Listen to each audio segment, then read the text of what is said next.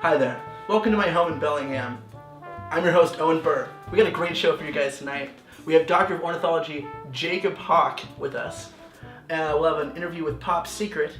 We're going to talk to Fran Dugle, Doctor of Cascadiology, and we're going to have a conversation with Linda Turkle about her upcoming theatrical performance in Mulberry Bush, right here in Bellingham.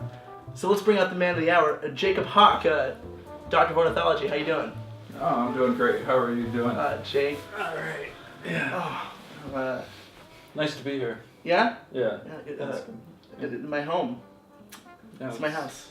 Yeah, it's good. It's nice. I'm glad to be here. I love birds and I love to talk about them and I just really appreciate the invitation. Seriously. Oh yeah, I mean birds are great. Fun little critters. What'd you bring with you? What do you mean? You got any show us some birds. Let's whip them out. I'm not gonna bring a bird. I mean, that's not what I do. I study birds like in natural place. I don't bring them here. They're dirty anyway, really. But so you don't have any birds? no, you didn't like ask me to bring birds. I mean, I just kind of figured coming. you would bring. I mean, you're like we're just gonna talk about birds. It's a TV show. It's a visual medium. Well, I don't really have bird. I mean, I have to dedicated my life to understanding birds. I mean, I could talk a long time about birds, but I didn't really bring any. Yeah. So. All right, let's talk about birds. Okay. All right. I'm good with that. I'm good with that. Okay. What's so great about birds? Well, I mean, birds really like teach us an incredible amount about evolution, ecology, all kinds of sciences. Of course, they're beautiful. Yeah, they're really beautiful. They fly. They're nice to look at. We all want to fly like an eagle, right? But they fly, they soar, but they also, like, biologically are just very important. You can learn a lot of things by studying them. And how long have you been a bird doctor? I've been studying birds since like 1983, I think. Yeah, a long time. Yeah. I was born in 1996. Well. Tell me, what's like the craziest thing to ever happen between you and a bird? You ever have to put up those fisticuffs, take a bird out? No. No. No. I've had birds, like fly up and, do stuff on my head. Do stuff? Yeah, like for certain types of birds, it's a defense to keep you away from their nest. They'll actually like on your head, and so, but that's kind of fun, I mean, that's fun. Well, it's kind of fun. You go into a colony of like terns or gulls. They all nest together on an island, and you go in there to do some research. And if you're lucky, a bird will on your head. Yeah, they'll on your head. Yeah.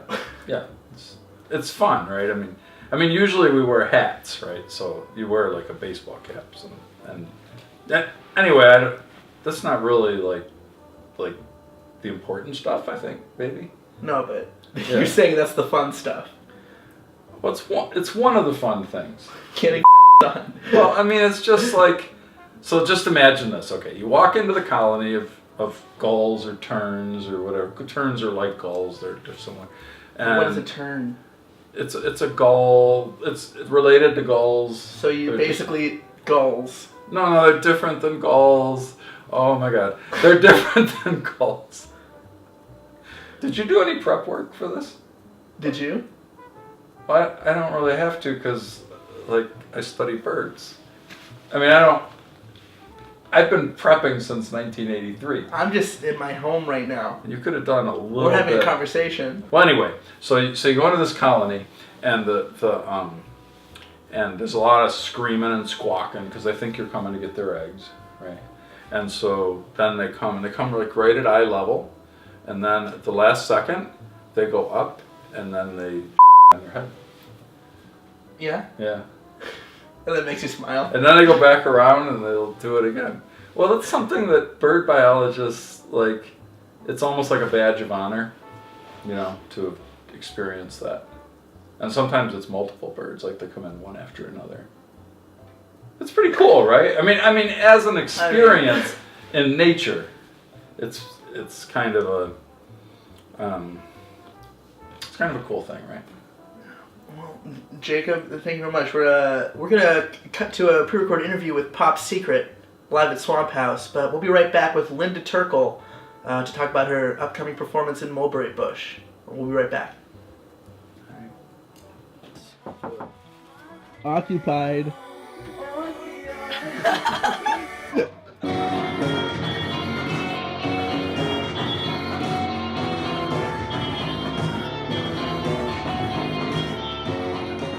We're Pop Secret. We're not a brand. We're a band. Wait, you came up with No, that? no, I came up with that. Like, I don't. I thought Caleb came up with that. No, No. you came up with the name. I'll let you You're have gonna get me that. sued. Actually, Will came up with the name. Yes, true. Yeah, we'll come up with the name. Will, our original guitarist, came up with the name. Mm-hmm. Mm-hmm. But now he's gone.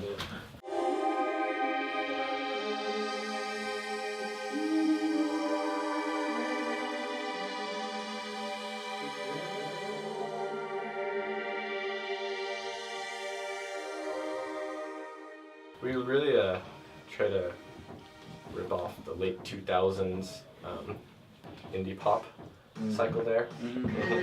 Yeah, pretty much indie pop. If it's popular and it's synthesized, then you better believe we're ripping it off. Favorite musicals? That's a tough question. As far as big stage productions, I've only Ooh, seen is it called Wicked, but it Pippin? blew my mind. I've seen it. It's like also Kinky Boots, super good. I'm a big fan of Wondercast game. I'm a big fan of how to succeed in business without really trying. And if we're not talking musicals, if we're talking strictly theater, New War Horses, Have you visually seen stunning. Spoke Story? It's like The Lion King, but they're all horses and they die a lot more. Which is honestly what the Lion King was missing. Horse death. Just horse stuff. Yeah, but like Copious. incredibly realistic puppet horse death. Alright, favorite cereal? Killer. Or... Quakers. That's oatmeal. We love Quakers. Favorite Pop Secret.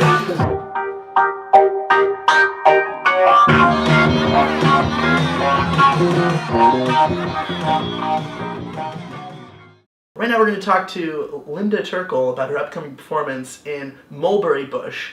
Linda, why don't you come on out? Hi. So great to be Hi. here. Yeah, that's great. So you're an actress. Yeah. Yeah, why don't you tell me a little about that? What's that like? Well, it's amazing, first and foremost. I bet. I am really excited about our upcoming show, Mulberry Bush. Yeah, tell me all about it. Well, it's a riveting tale, and it involves me, and that's all I'm allowed to say. But the set is to die for. Yes. You would not believe. It is stunningly gorgeous. It's this beautiful outdoor scenery. We've got these birds painted all over the walls, like Canadian Birds. geese and It's Canada goose. okay. That's Jacob, just let her talk. What's the difference? Geese can't be citizens of any country, so they can't be Canadian geese. They can't be American geese. It's just the name is Canada goose, and it's something that a lot of people get confused. I'm not like it's okay. I mean, Yeah. I mean, It I is just okay. want. Yeah, I It just is want- okay. Yeah. Linda? Yeah. But anyways, we've Oh my got God. these Canada geese. Yeah, really gorgeous. A local artist painted them, and I don't know, some A flamencos. local artist. Flamingos. What? No, That's what I said. No, you said flamenco. It's like some sort of Yeah, Spanish. flamencos. The Yeah, the pink bird. ones with they No, stand it's- on one. They have one leg. Yeah. No, it's a Spanish thing. Like they dance around. This, We've been to the zoo. you know. I've seen plenty of flamencos in my Come life. on. I think I would know the You know, difference. I mean, the problem. It's here, not like you're a bird doctor or something. No, I am a bird doctor. I'm not He a is a bird, bird doctor. That's not a real thing. I have a PhD. Okay, what I thought. I have a PhD in ornithology. That's what I'm saying. But here's the thing. So, I mean, young people like all the video games, all stuff. Video games. You just get this stuff wrong. Like it's like She's an there's a- actress. I live for the theater, and I think I know enough about set design. Yeah. Listen, a local artist painted this set design. They got Canadian geese. They have flamencos. Please. Yeah. Yes. Look, let me just say this, okay? Let me just say this. So there is a committee, all right, of ornithologists who are in charge of bird names. And, like they seriously meet a few times a year to make sure they get all the names straight. It's grammatical, it's scientific, it's based in data. Sounds It's boring. Yeah. No, it's not boring. It's exciting. It's Data. It's the real thing. It's like the real thing. Like you're trying The to real decide- thing, real birds. Like You're you just didn't trying to decide bring. whether it's a You didn't pileated bring any woodpecker birds? or a pileated woodpecker. What? That's you know. cares? Who cares about the You're birds? just on the scientists. That's all it is here. And theater people, talk show people. Yeah, just theater people and talk Like, show 'cause I- people. Yeah. there's a reason why things are the way they are, and I'm just saying. All right, this hasn't been comfortable. All right, you're good. You good. I'm out of here. all Yeah, right? get out of here. Okay. Next time, bring some birds. No birds. No birds. Have fun having the birds your head. Yeah. Okay. Jacob. Whatever. I'm good. We'll see. I'm so sorry about that. Please continue because I would love to hear more about this amazing set. Oh my Okay, God. let me tell you all about it. It's so great. Oh, Well, I personally really like the kiwis. That I'm so sorry. We're out of time. We have to cut to a video. Fran Dugle is going to be showing us all about the secret history of Bellingham. Why don't you take a look at this? This stuff, that's what they want you to believe. Bellingham, you know history is written by the victors.